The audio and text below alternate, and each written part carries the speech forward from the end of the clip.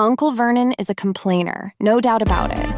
From work to the council to the bank, he always finds something to gripe about. But his favorite target for his complaining, me. And today, as we drove to the zoo, his chosen topic of disdain was motorcycles. He went on and on about those young hoodlums,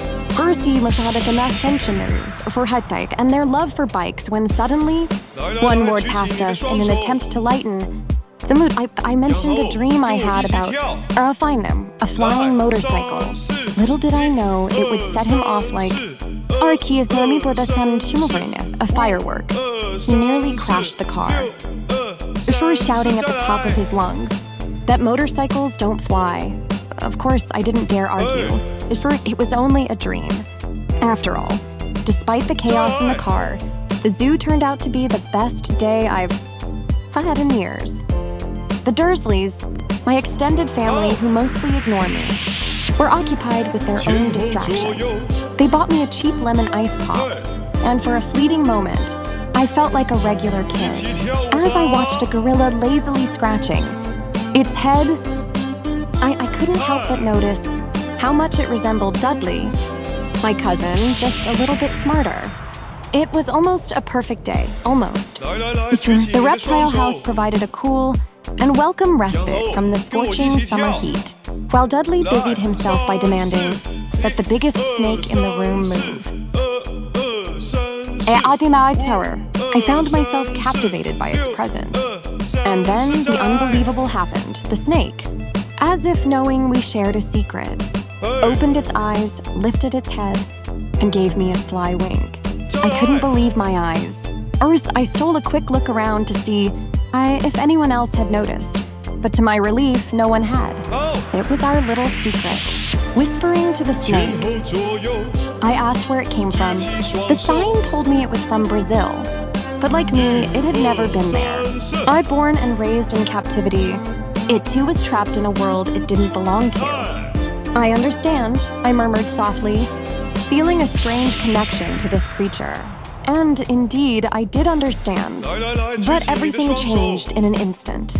Dudley, accompanied by his friend Piers, barged in and shoved me aside. In that shocking moment, the glass barrier between the snake and its freedom vanished.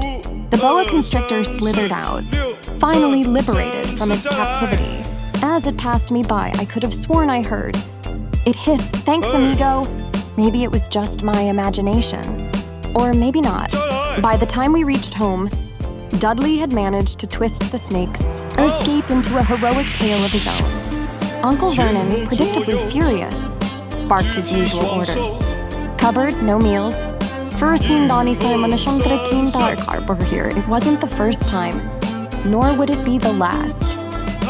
Left alone in the darkness of my cramped cupboard, I couldn't help but think about the flashes of green light that would occasionally dance behind my closed eyes. They say those lights are memories of my parents who supposedly died in a car crash.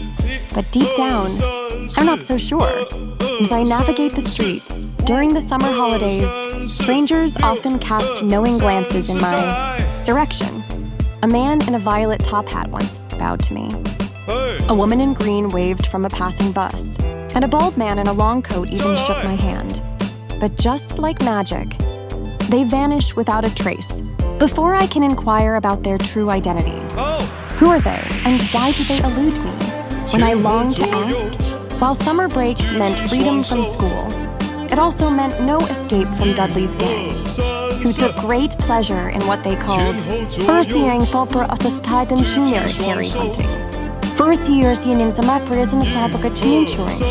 Massine, I, on the other hand, called it survival.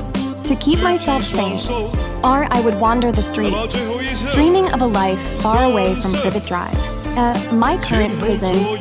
But there is a glimmer of hope on the horizon.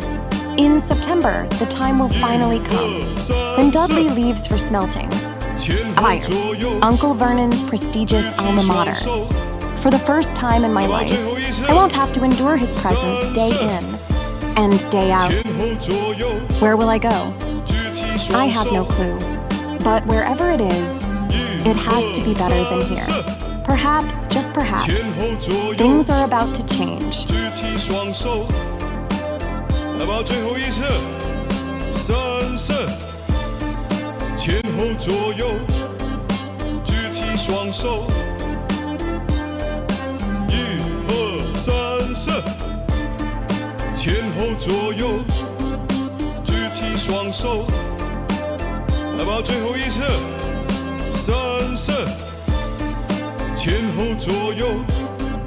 举起双手，来吧，最后一次，三色，前后左右，举起双手。